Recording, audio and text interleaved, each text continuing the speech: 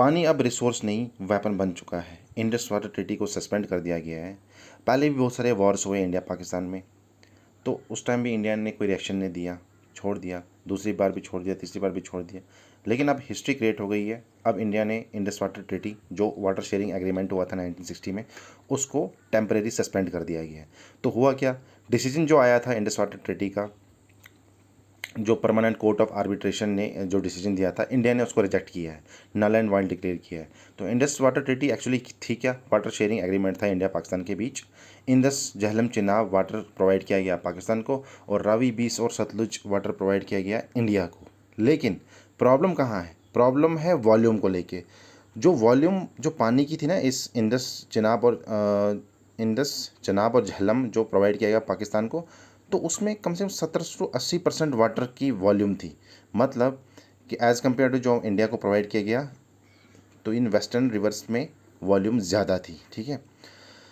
और जो reverse India को दी गई, ठीक है, उसमें बहुत लोअर वॉल्यूम था, बहुत ही कम वॉल्यूम है। तो इसी वजह से क्या है, एग्रीमेंट में ये पॉइंट भी लिखा गया है कि इंडिया यूज़ करेगा अपर स्ट्रीम, जो अपर रिवर्स हैं, इंडस चिनाब और झेलम, इनका यूज़ कर सकता है इलेक्ट्रिसिटी को जनरेट करने के लिए, लेकिन इनका यूज़ और डाइवर्जन नहीं कर सकता, ठीक है। अब क्या होता है, पहलगाम अटैक के बाद क्या होता है 2025 में, इंडिया ने क्लियरली ये कह दिया, हम इस इंडस वाटर ट्रीटी को नहीं मानते, हम इसको नल एंड वॉइड डिक्लेयर करते हैं, मतलब ये वैलिड नहीं है, ठीक है।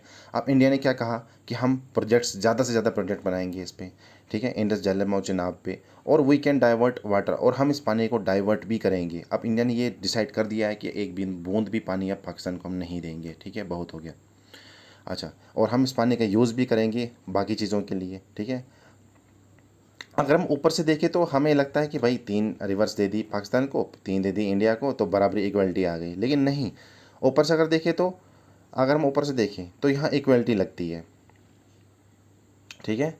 तो लेकिन मसला क्या है कि अगर डीप अंदर जाके हम देखें तो कोई इक्वलिटी नहीं है।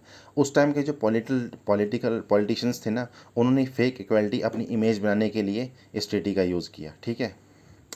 अच्छा, अब इंडिया ने नोटिस भी सेंड किया है पाकिस्तान को, ठीक है, कि आप इस 1960 के इंडस वाटर ट्रीटी को अमेंड किए, रिवाइज कीजिए, ठीक है।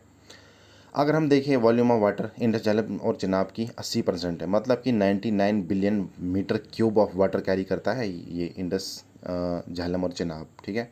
और रावी 20 सतलुज का अगर देखें तो ओनली 20%, मतलब 41 billion metre cube of water ये कैरी करता है, ठीक है। अब क्या है, कुछ कुछ इसमें डिस्प्यूट्स भी रहे, ठीक है। डिस्प्यूट क्या, किशन गंगा प्रोजेक्ट को लेके कुछ डिस्प्यूट रहे, रैटल डैम को लेके कुछ डिस्प्यूट्स रहे, ठीक है। पाकिस्तान की पे ऑब्जेक्शन, मतलब पाकिस्तान ने इन पर ऑब्जेक्शन की, इन केस को लेके सीधा मतलब वो परमानेंट कोर्ट ऑफ आर्बिट्रेशन चले गए या वर्ल्ड बैंक चले गए। तो इंडिया ने सोचा कि ये प्रोसेस स्लो है और अनफेयर है, ठीक है, हमारे फेवर में नहीं है।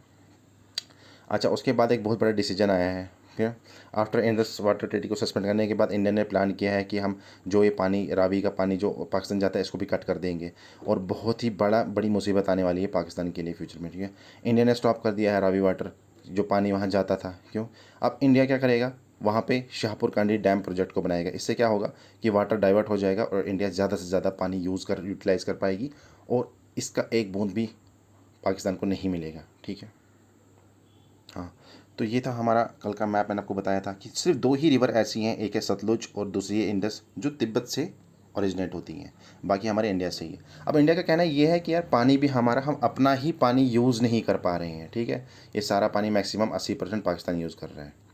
तो नेक्स्ट टॉपिक अब कल। Okay, bye.